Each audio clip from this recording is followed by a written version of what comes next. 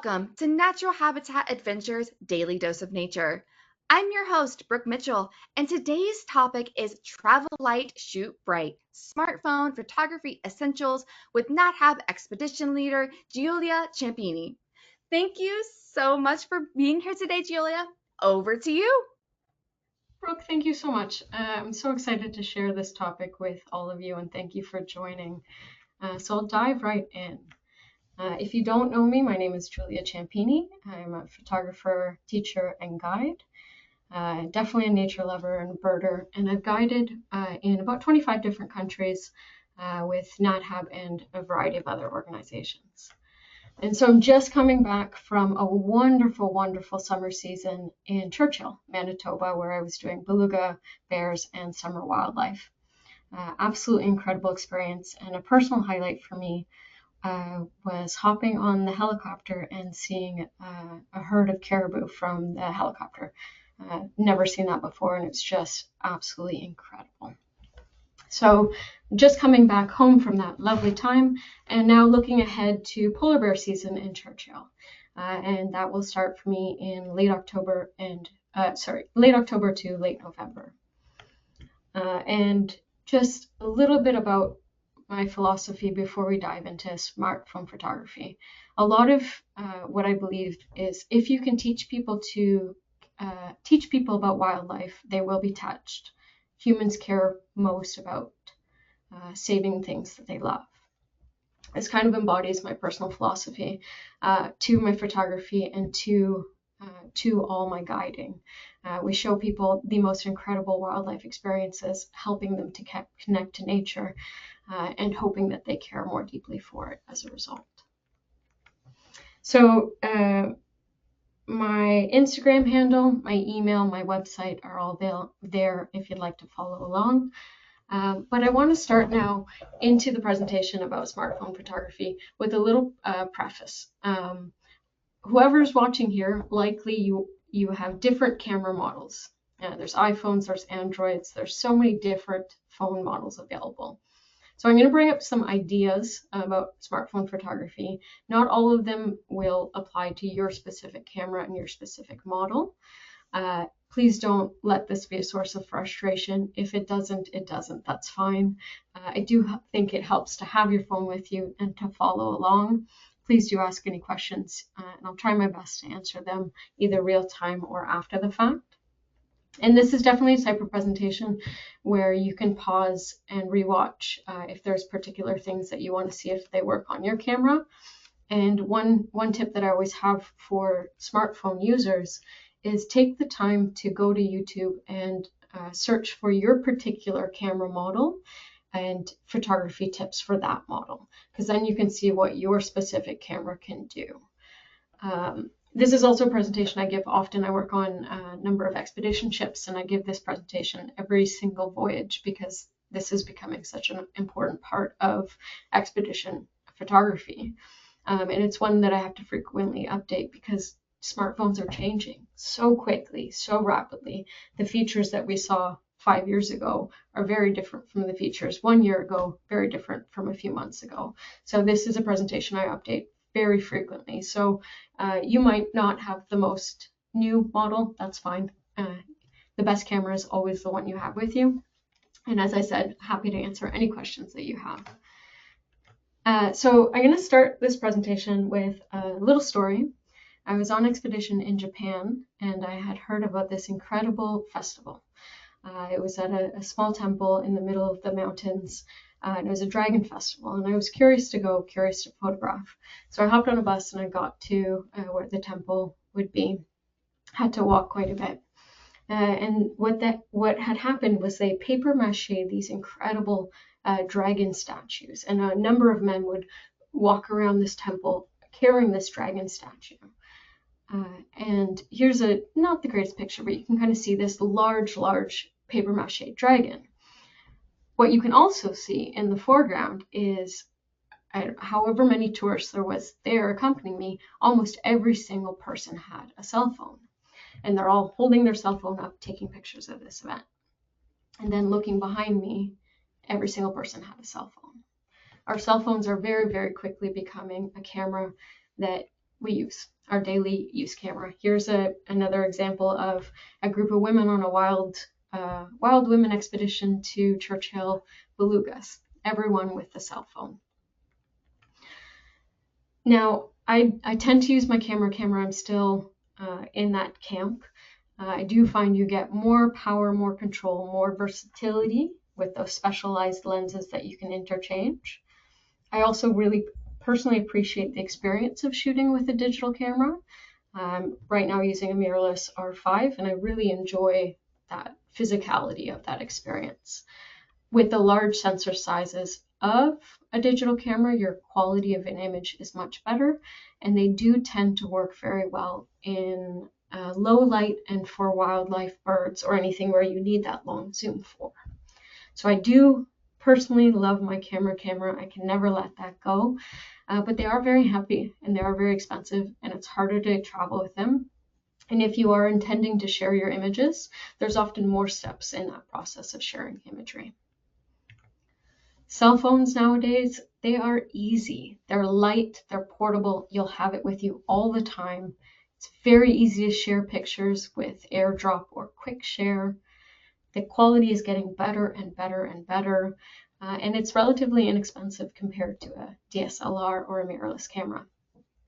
There's new features coming, and we'll talk about those. Time-lapse, panorama, so many different modes that you can explore and play with. And it's pretty incognito. You can hold a cell phone close to yourself and not really draw too much attention to yourself, whereas a large camera you do. I also find many of the guests that I work with are typically a little bit older and may struggle to balance or hold a heavy camera for long periods of time. And they have told me having a cell phone has enabled them to take pictures much more easily because of the lightweightness to it. I will say the zoom capabilities are not as good as a digital camera, and low light, they're not as good, but it's getting better. It's a really, really powerful tool. So do take it as a wonderful tool. Obviously you think it is, or you wouldn't be here right now. But let's just dive into ways to take pictures with our cameras, ways to improve our photography with our smartphone cameras. So the first idea I wanted to share was this idea that not everything that you photograph is going to be moving slowly in front of you, like this sweet two-toed sloth. So it helps to be able to access your camera quickly and easily. And there are a few ways you can access your camera really quickly and easily. I will say I'm going to jump from iPhone to Android, and I'll try to be clear what's for iPhone, what's for Android, what works for both. Again, you might need to find your own specific model. But if you're working with an iPhone camera, if you go to your home screen and put your finger on the touch of your home screen and swipe left, you will instantly go to your camera. This means that you don't actually have to punch in your passcode and find your camera and get to your camera that way. You should be very easily put your finger on the screen, swipe left, and right away you're to your camera. And that will save you precious, precious moments. Also, with an iPhone, you can use your volume buttons, the buttons on the side to increase and decrease your volume, to actually take a photo. So typically you would take your photo with your shutter release button, so that large button on the bottom of your screen, but you can also use your volume buttons to take a picture. And that helps if you're wanting to, use your hand out to like extend your arm to use it to take pictures, or maybe extend it lower, or you don't have to do it with 2 fingers, you can do it with just the one, increasing your angles of view and different perspectives. One thing I also really encourage people to do is put their camera on the dock itself. And the dock is those few icons at the bottom of your phone that are icons or apps that you would use most frequently. That's your dock. And in order to move your camera to your dock, you have to find your camera icon and you hold it down. You press your finger on that icon, you hold it down until it jiggles. And then once it jiggles, you can move it down, like drag and drop it down to your dock, and then you tap done. And so I like this. I like having my camera on my dock, because if I want to get to my camera quickly and I'm already after the home screen, I can easily find my camera. It just helps me get to photography mode much more quickly. For an Android camera, you can actually double tap. In many models, you can double tap the volume button, and this will access your camera. So I myself am an Android user. I would double tap the volume button. Let's see if I, okay, sorry, there we go. We double tap the volume button and it gets right to the camera. So again, I'm bypassing the passcode. I'm going right to the camera. You may have to toggle this setting on in your settings, and it would be called quick launch if you don't have it turned on. And interestingly enough, for both Android and iPhone, you can get voice commands on your phone and even show your palm to the camera, and it will take a picture. And this is great for like group portraits. So you can see my phone right here. Let's see if this works on the screen. If I were to show the screen here, hold on, let's turn it around. I don't know if this will work. Show my screen here and put my hand, it's starting to take a picture. So I don't know if you saw that, but essentially I showed my hand, the palm of my hand, to my camera screen, and that launched the camera to take a picture. So voice commands would include for Androids, smile, cheese, capture, shoot, or record video. It just took a picture there. So if you have for example, a beautiful scene and you set your camera down, you could then toggle your camera to take a picture by saying cheese. So that's a really nice thing to know that your camera may be able to do. So let's say you are, in the case of wildlife, you have something moving quickly in front of you and you want to take a great picture of that animal, that bird, that small child, whatever it is, the dog moving quickly in front of you. Your camera also has a burst mode to help you do just that. And your burst mode, depending on the make and model of your camera, will be different. So for new iPhone users, if you have your camera out and you go to your camera screen, you would be putting your finger on the shutter button and swiping to the left, and that would enable your burst mode. If you hold down that shutter button on a newer iPhone, it should enable your video mode. On an older iPhone, you are holding down that shutter button, and that will enable your burst mode. So if you have your burst mode on, it's going to sound almost like a machine gun, and it's going to take a whole bunch of pictures in quick succession for you, maybe 10, maybe 20, however long you're holding that camera. And then you can later go into your gallery of pictures and choose the one that you would like. For Androids, there is also this burst mode. And for an Android, typically you're pulling down. So you would hold your finger on the shutter button and physically pull it down, and this would enable the burst mode. And then this hold shutter down button should enable your video mode. Now, every single phone does this differently, but know that there is a burst mode that will help you with fast-moving subjects and capturing these kind of key moments in a sequence. So I had a guest on a trip in Iceland a few weeks ago, and we were all standing around watching the geysers erupt, and they would erupt very quickly and then be done. And he was getting very frustrated. He really wanted to capture it, but it was just missing the moment when he was going to capture it. And so I suggested try the burst mode, and he was able to capture this and then got a little sequence of those moments. So something to definitely try on your next trip or just around your house. And my goal today is if you pick up 1 or 2 tips that you don't know that you can start practicing and playing with, then it's been a lovely time. So one very new thing for iPhone users is if you're in your camera mode, you might see when you're taking a video, you're in your camera mode, you're taking a video, you might see a small white circle with another circle around it and be wondering what that is. And so this is a new feature, and it allows you to take a photograph while you are taking a video. So you're taking a video of, say, whales coming up in the water, and then you're pressing that second shutter button, that white circle with a white around it, to take photos.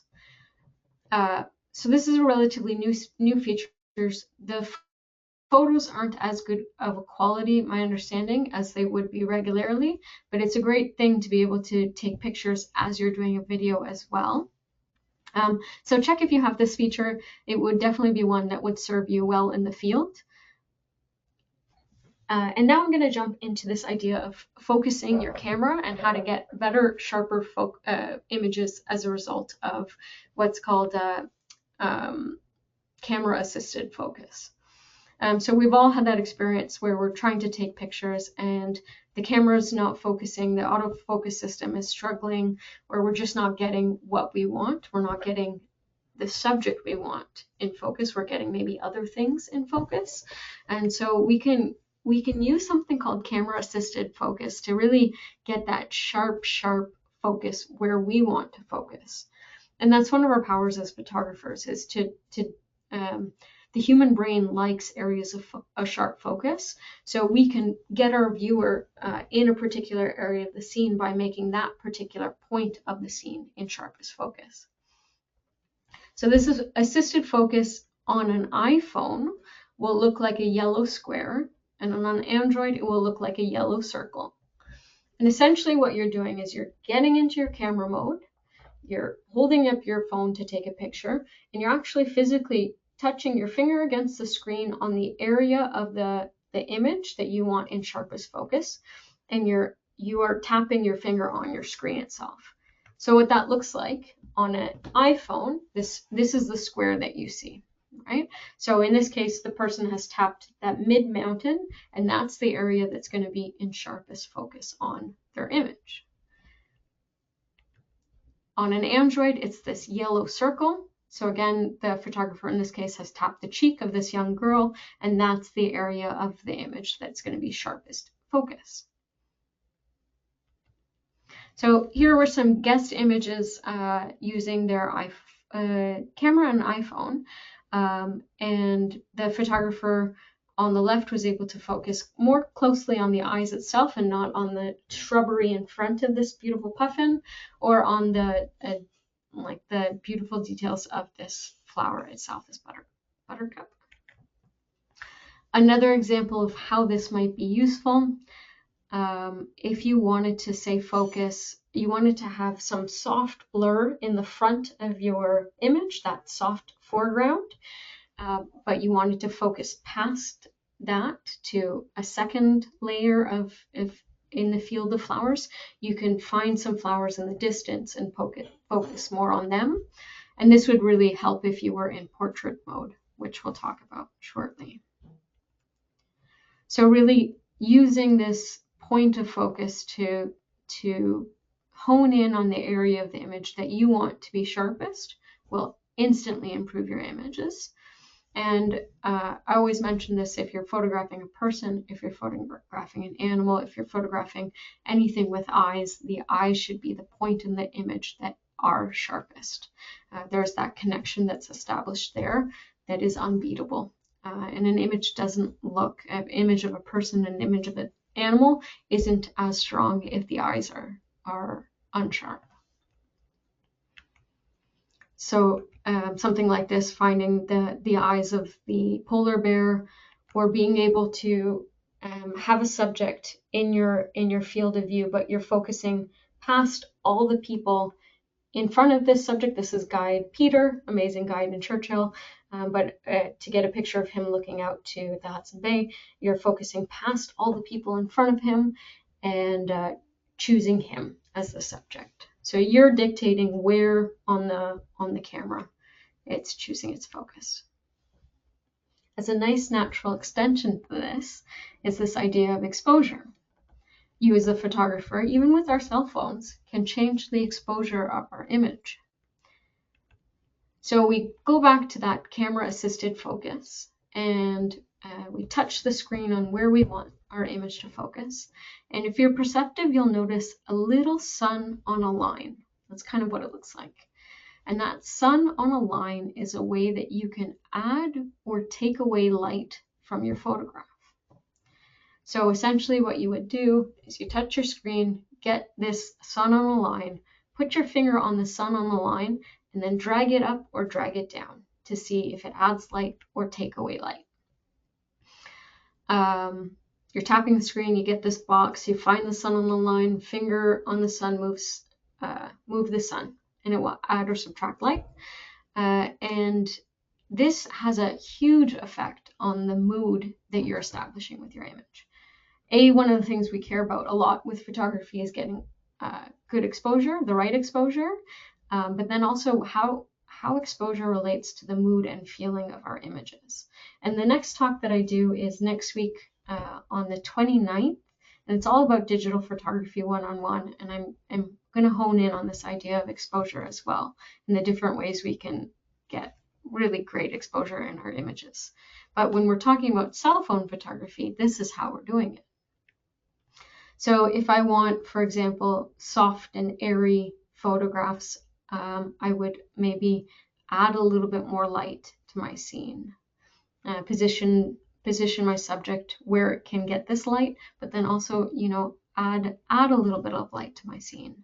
Or if I want a darker, moodier image, I can make it less light in the scene.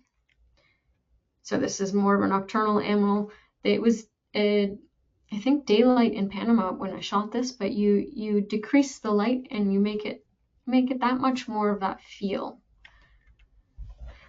So the other idea too is if you're photographing sunsets or sunrises or anything where silhouettes, anything where it pays to underexpose a little bit, you can do this with your cell phone now. You can start to decrease the light. So I find sunrises and sunsets, by underexposing, by making it darker, your colors are going to be that much more vibrant, no matter what. You just make it a little bit darker and your colors in your sunset and your sunrise will be much, much more beautiful. And it will help with silhouettes if that's what you're after. So something like this, and the scene was a little bit brighter and I'm bringing it down and making it a little bit darker to make those tones in the clouds that much richer and fuller and vibrant, more vibrant. Okay, so the next idea that I'm going to chat about is something called live photo. And what live photo is, the symbol looks like this, almost like a bullseye in yellow. And it's typically, this is an iPhone feature, and you'll find it on the top of your camera, an iPhone feature. And what it does is it records a short video before and after you press the shutter to take a picture. And more precisely, it records about 1.5 seconds before and 1.5 seconds after. So the live mode, when it's on, it's yellow, and when it's off, it's white, or it has a line through it. And sometimes it can be a frustrating feature when maybe it's on and you don't want it to be on, or it's off and you do want it to be on. So it can be frustrating, and there is a particular way you can make it so that it's what you want, and I'll explain that in a moment. So when it's on, it's yellow. When it's off, it is white.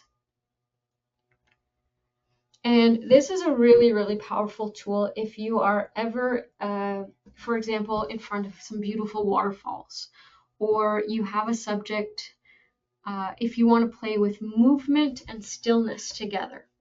a moving subject in a still environment, or playing with that kind of long exposure, slow exposure kind of thing. We can start to do that with our cell phones, and this wasn't a possibility a few I don't know how long ago, but it's a relatively new thing, and it's quite powerful.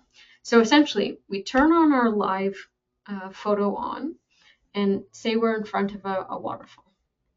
You're holding your camera as still as possible, and your camera is taking that few moments of image.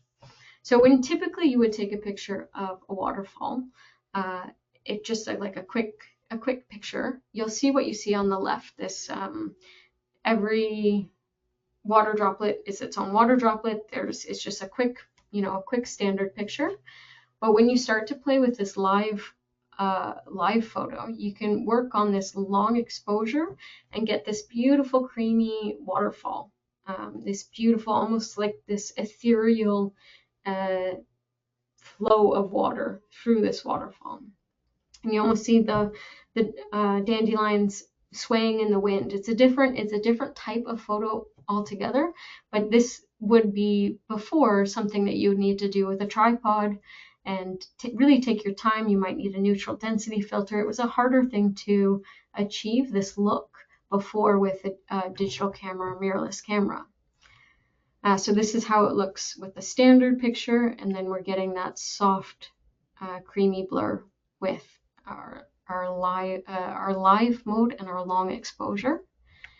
And so what essentially you're doing is you're taking a photo with your live view turned on, and then you take that photo and you edit it. It should be in your editing mode. There would be this little thing in the top left corner, and you click on it. It should start by saying live, and it should have the little bullseye, and you would pull down to where it says long exposure, and if you click on that, that's how you're achieving this effect.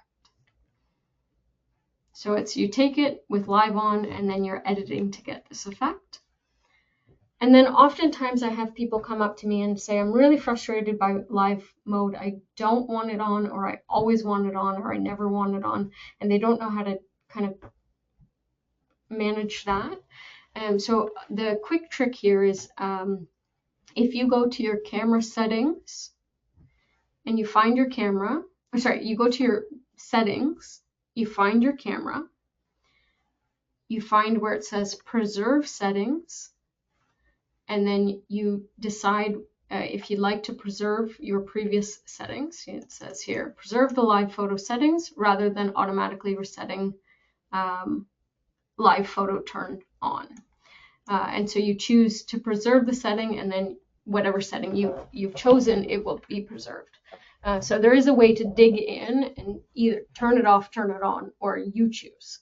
I'm not an iPhone user, but what I would like to do if it were me, I'd like to toggle it on when I wanted it on, and then toggle it off when I didn't. I wouldn't want it always on or always off. So now let's talk about our lenses. So if you look at the front face of your camera, you might notice a collection of lenses. Let's see. A collection of lenses. Your most powerful lens will be your feet, and you moving closer or further from your subject. But that is not always possible. Oftentimes in expedition, you're on a zodiac, you're on a ship, you're maybe on a rover, you're near animals that you don't necessarily want to get too close to, and so there are limits to how close your feet will get you to a subject. And oftentimes, especially if you're working with animals, they can be very skittish, and if you get too close to them, they're gone. So there are limits to that, and then we can start to use our camera to help us with those limits. So on the front of your screen, you'll notice a whole bunch of different lenses. If you have an older camera, you might only have one lens. If you have a newer camera, you might have multiple lenses. Myself here, I have 5. One is very badly scratched, unfortunately. It does happen to be my favorite one. So it does help, I should say this now, it does help if you get a little protector for your phone. Your phone as amazing as it is as a camera, it is something that you carry it with you all the time, and it's very easy to drop, scratch, dirty up, and harm in that way. So if you can have a backing that protects the lenses, I think that's of great value.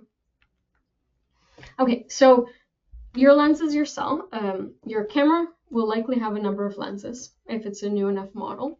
And how you change the lenses in your camera is if you go to your camera itself and you go to the photo mode, you'll notice a few small circles with numbers above them.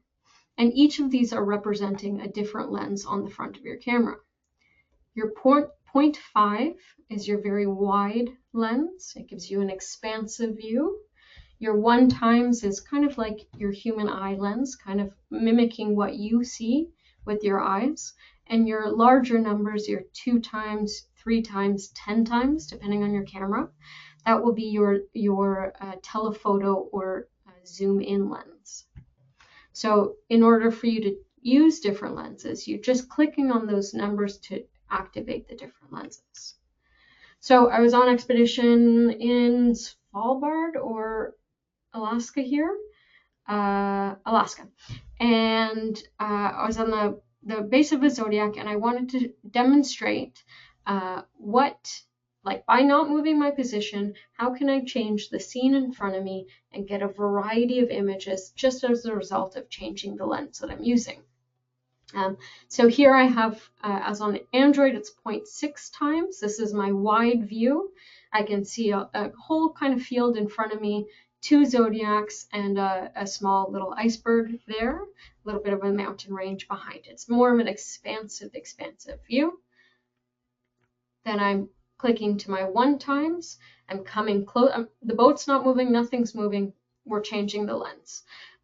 Coming closer to the iceberg, I only see now 1 zodiac, and there's this gentle compression of the scene forward to backwards.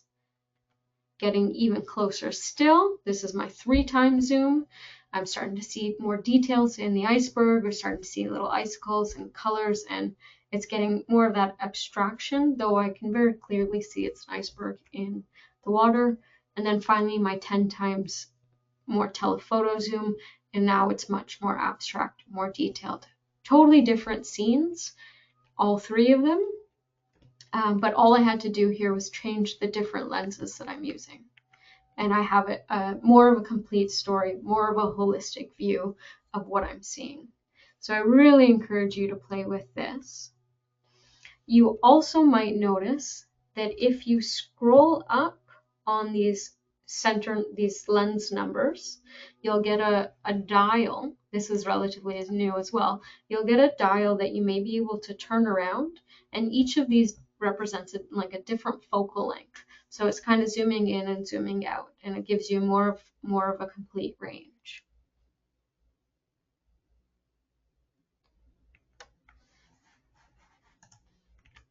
So one other note is I see a lot of people when they're using their cell phones, they'll pinch and zoom, pinch and zoom, pinch and zoom to zoom in on a subject. I would encourage you to change your lenses. And the reason for this, instead of your pinching and zoom, change your lenses. Your pinch and zoom represents what's known as a digital zoom. It's essentially cropping into an image. It's not giving you as high of a quality image, where if you change your lenses, you're changing, just using a different optical setup, and that's going to give you a higher quality. So pinch and zoom, less high quality, change your lenses, better quality. And as I mentioned before, it is a very, very, very good idea to have a little glass cloth or cleaning cloth with you, and even just occasionally wiping the front of your lenses for fingerprints, for dust, for dirt, for anything like that.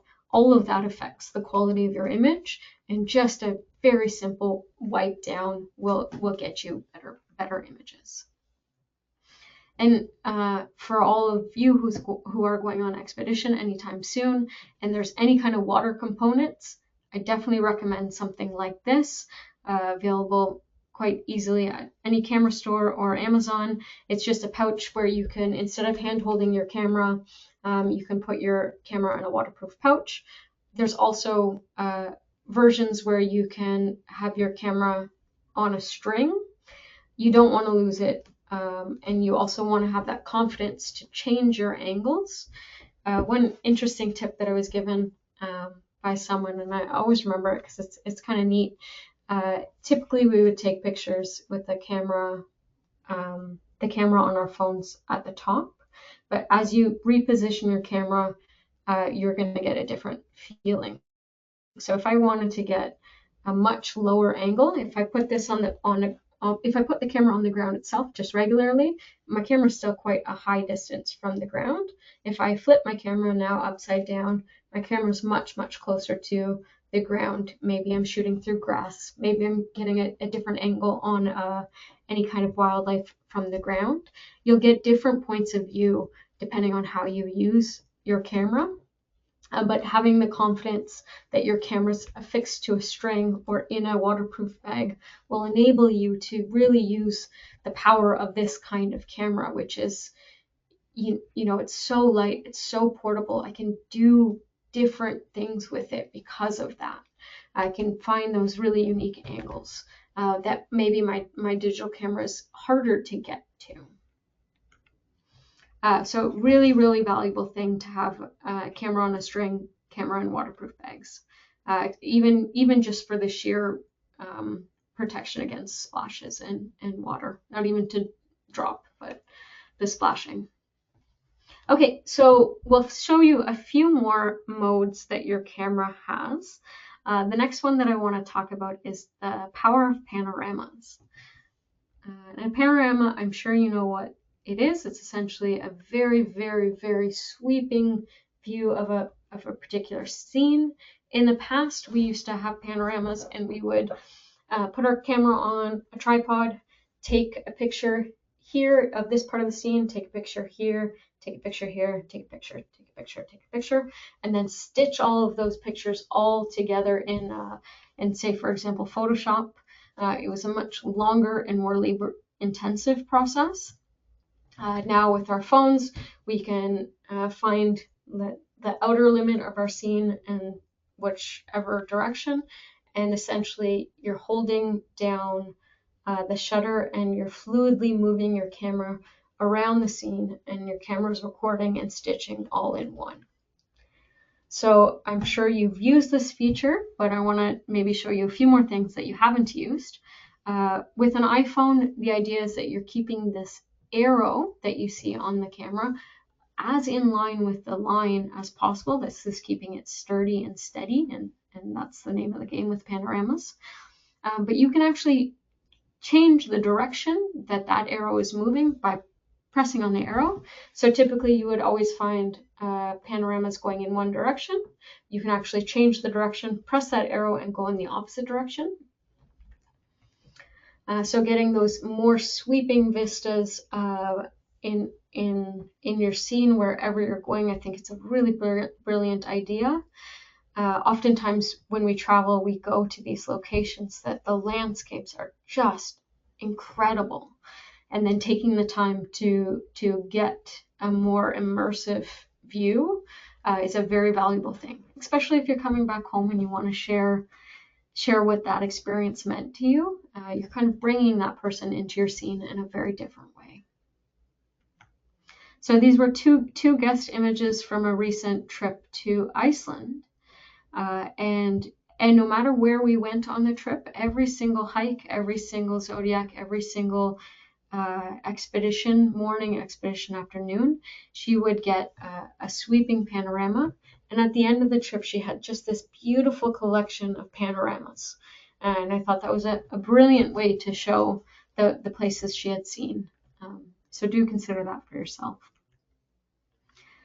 So the other thing I should mention about panoramas, you know, typically you would go left to right. It would be a very horizontal type of image. But you can also do your panoramas up to down, north to south. And instead of holding your camera as a portrait, like longer, taller rather than longer, you're turning your camera as a horizontal, like a landscape mode it's called, and then you're bringing your camera up and down this way.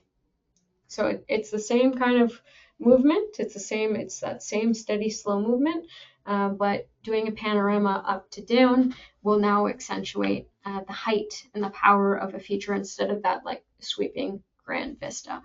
So think of your Empire State Buildings, your tall redwoods, anything where you really want to accentuate the height and the powerful feelings, your tall panoramas would be great.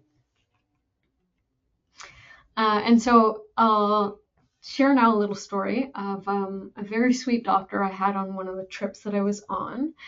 And I did this presentation and I said, you know, one of the tricks you can do with a panorama is if you start your panorama here in this corner and you have a subject person in this corner, and then they run behind you as you're sweeping, and then they re-enter the frame on the next corner, you can have them twice in your image. And the doctor was thinking, okay, that's a great idea. And he took his wife and he did this 4 times. And so he got an image of his wife. Now 4 times in the frame, she was running behind and behind and behind and behind. And so he got this very creative image and he shared it. It was very sweet. And then I did this presentation again. And the next doctor on the ship, he's like, if that doctor has 4 wives, I want 5 wives. And so he did his a little bit differently. He had his wife stand in front of a collection of mirrors and photographed her in the mirrors. And so there was quite a few of her in that collection. But I always thought this was a creative thing that you can start to really play with this side of the photography. You can do silly things with it, but get some nice moments. And so this was another group. They did the sweeping expanse, and they caught themselves on one side of the frame and then ran behind the photographer and caught themselves again. So think about the creative potentials here. I'm sure you can think of even more creative stuff than this, but it's a nice idea. And then the other thing for wildlife, something that I like to do is our typical idea for a wildlife image is, you know, that beautiful image of an animal filling the frame. It's completely there. That's the only thing. But then the other thought about that, the exact opposite thought is, how can I put this animal in the context of its environment? And one way we can really accentuate this is using a panorama. So get that whale, the tail of the whale for sure, but then also get that sweeping mountainous landscape. And for this, I did have to do it with my digital camera. I got the shot of the whale itself, and then I took a number of shots to the side of the whale, and then stitched them together. So I haven't figured out how to do that with these cameras, but maybe it's just a moment of like perfect timing. Okay, so our next idea is shooting with grids or enabling a grid. One of the things that will really crooked horizons can be very frustrating. They're not harmonious and they're not that nice to look at. And so if you look through your pictures and you have a lot of very crooked horizons, I would suggest that's something that you need to fix. And so having a horizon line that is straight in an image is very calming. It is that feeling of peace, that feeling of this is how the world is meant to feel. And so there's grid modes in our camera that you can enable to have, and it's essentially a tic-tac-toe grid on the camera itself that you can always use.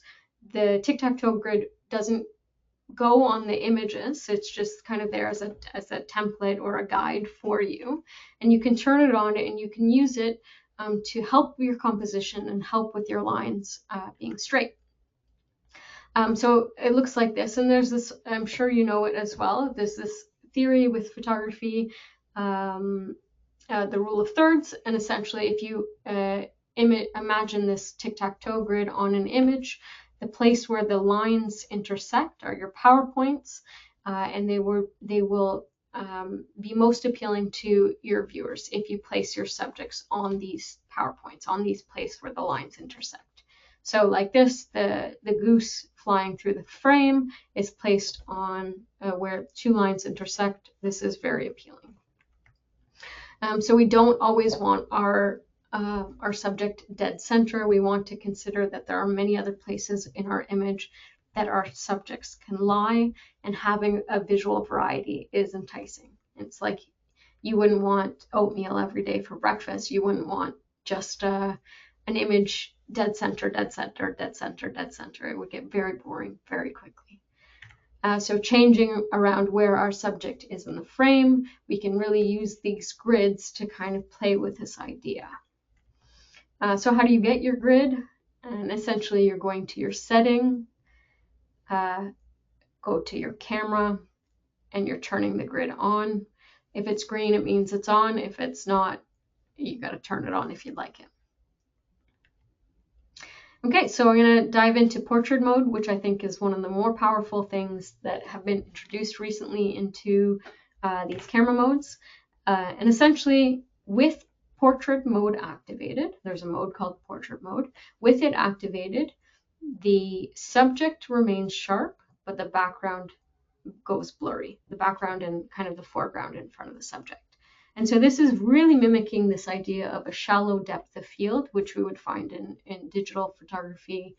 And the power here is that it draws the eye to the subject itself, and we aren't lost in sharp details along the way. Our attention is solely on the subject. So how do we get to our portrait mode with our phone? If you go to your phone itself, you'll see something, if you have a newer model of camera, something called portrait mode. Above it, there's a whole bunch of different lighting modes, and they're just almost like filters that have particular lighting schemes in mind. I think the natural light personally is the most appealing of all of them. The rest are interesting to explore, but I think the less it looks like your camera's the more natural your images look, the better, in my opinion. I think there's this moment in wedding photography where everyone edited their images in a particular way, and then 2 years later it was another way, and then 2 years later it was another way, and then you lose the timelessness of your images. And so I think there's a lot of power into keeping things looking natural but slightly improved. That's my take on editing there. But portrait mode, back to portrait mode. It's great for people, for animals, for birds, for objects. And this idea is that it blurs the background to make the subject really stand out from the background. It's giving this subject background separation. And it works best with subjects that are about 1 to 4 feet distance from the camera. And enable that mode, take a picture. You can also change how much the background is blurred after you've taken a picture. So that's a pretty neat feature. And in order to do that, what you would do is go to the picture itself. This is going to be hard to explain. You're going to have to play with it a little bit. But go to the picture you've taken itself, and you might see a little F on the top, a little like cursive writing F, maybe in a circle. And this is meant to represent your aperture value. By clicking this F, you can increase or decrease the blurriness behind your subject. The smaller the number, f1.4, the smaller amount that's in focus, so the more blur. The larger the F number, the larger amount is in focus, so less blur. So you can change this after the fact. You can add blur after the fact if you've chosen portrait mode in advance. So this is also great if you want, say, to blur flowers in front of a subject. Okay, you want this beautiful shot of a puffin, but you want this atmospheric kind of feeling of flowers blurred before your subject. You are clicking your subject yourself, you're blurring, f1.4, for example. Interestingly enough, also, depending on the lens that you're using, your face shape changes. So there was a beautiful little study done on how lens choice, focal length choice, changes the way a human's face looked. And I love this graph because I think it's a really interesting thing. On the top left corner, you have a very, very telephoto lens, and then bottom right corner, you get progressively wider and wider and wider focal lengths. And you see a telephoto lens will typically, if you look at, say, the width of the face, it's a rounder face compared to the wide angle lens. The wide angle lens is emphasizing the nose, it's emphasizing whatever features are closer to the camera itself. So even just compare this, the size of the nose, the shape of the face, the amount of the background that's in the scene. And a lot of people say they don't like the way they look in their cell phone cameras. And typically your cell phone camera is a wider lens. And so it is distorting your face from how it will naturally look. So that's just an interesting note. Another few features here, because I'm running close to time, your cameras should now have a macro mode. Newer cameras have a macro mode. Macro mode is wonderful for any close-up objects, for insects and for flowers and for small details of things that you want to capture. And if it's a newer camera, essentially your macro mode is activated anytime you pull your camera really close to the subject itself. And so what it will look like is, if it is activated, it's typically a little tulip looking, a little small flower, a yellow flower. It harkens back to that mode dial flower, the tulip mode I always used to call it, but it's your macro mode. And it will automatically go on as you pull your camera close to your subject, if you have it. Your Android phones also have this feature. It looks slightly different. The way that icon looks is slightly different. And it really allows you to pull into some interesting details. So you're physically pulling your camera quite close to your subject. And then one thing that you can do as a little tip is, if your camera has this mode, you're pulling your camera in close, then you would also change the lens to your more powerful zoom lens, your more powerful telephoto lens. So if you recall from before, your 1x is kind of your standard lens, but then with macro mode, can you change it to your 3x lens or your 10x lens and get in even closer? And sometimes that works very, very well. It's not quite as great as a macro setup on a digital SLR, but it is improving so quickly, and it will get you some nice details. So I definitely encourage you to try that. The other mode that I'm seeing improve like crazy is the night mode. And the icon kind of looks like a moon with a whole bunch of little lines in it on an iPhone. And this was us a few weeks ago in beluga whale season. Everyone there with their iPhones up to the sky, with their Androids up to the sky, trying to capture the northern lights that happened to be out. So iPhone 11 Plus and higher allows you to capture details in low light settings. And how it works is it will take multiple shots and then blend those shots together to create a noise-free, high-quality image. For best results, you want a tripod or stability, holding things as stable as possible. And so I often see people, arms out, hands out, really like extended, but your most stable position isn't your most extended position, because there's a lot of wobble and jiggle. So if you bring your camera tight, your elbows tight, everything's tight to your body, you're going to be more stable. That counts for everything. Like, more points to stability, the more sturdy your camera is, the more clear and sharp your images will be.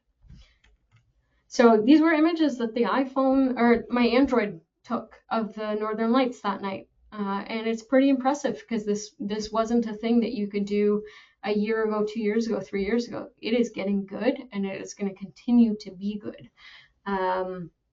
But my Northern Lights phone tips here: get your night mode activated. It will typically start itself if it senses the scene is dark enough. But if not, you're looking for this kind of icon.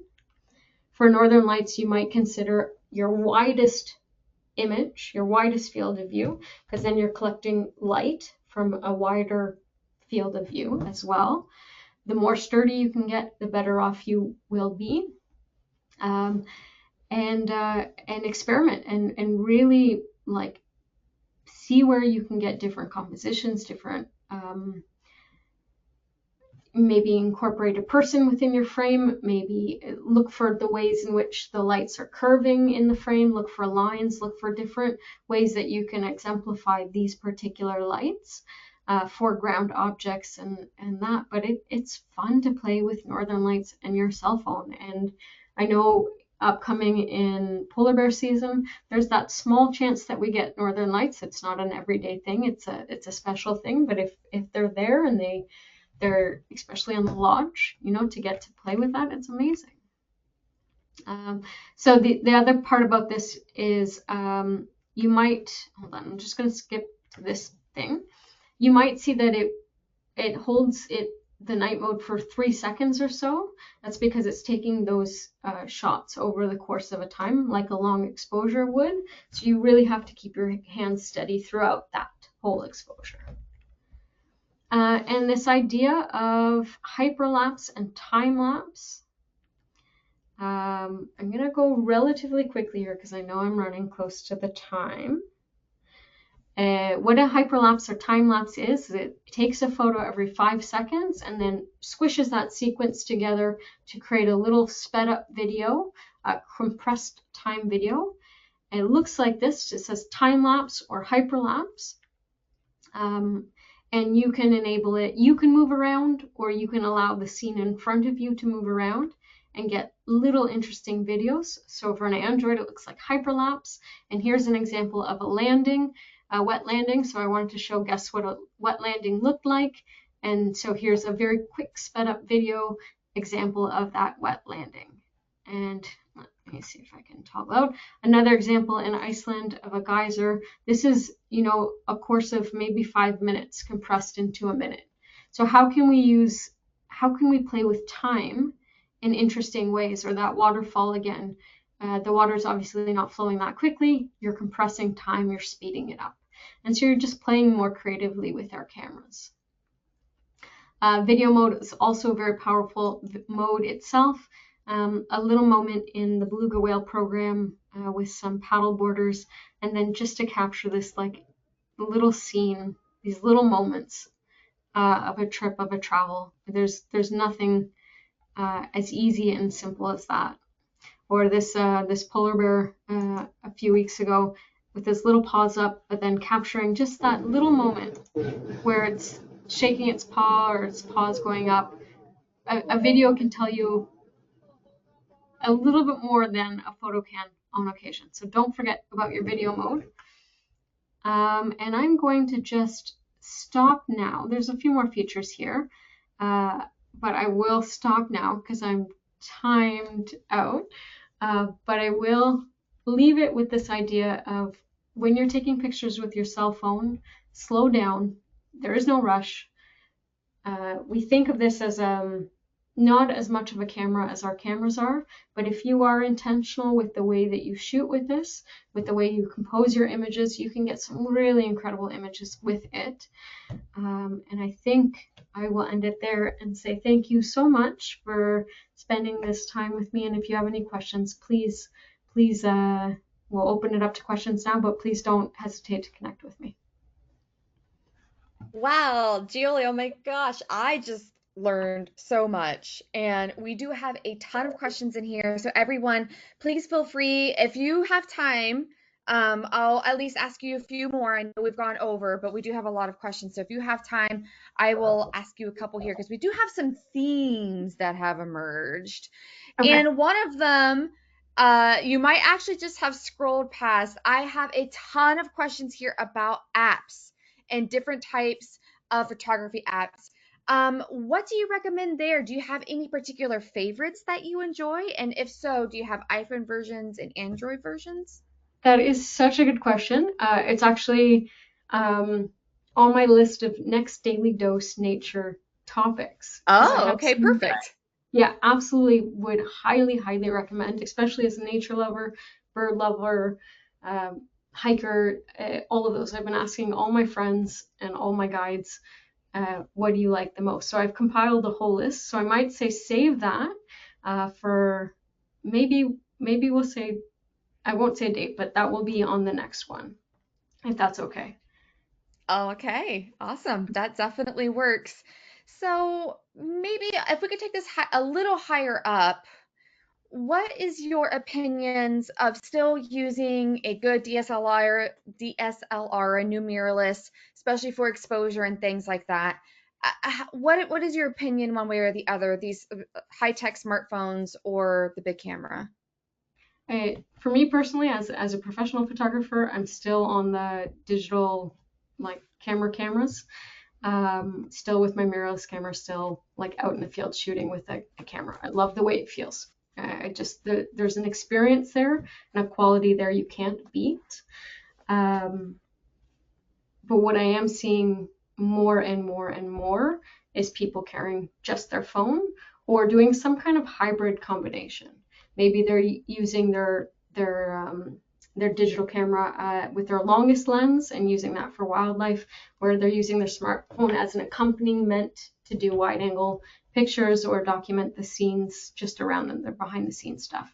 So for me personally, I'm still with my camera, but it depends on what you're looking to do, and it is definitely a tool that can serve you well in the field, even if you are a die-hard camera user.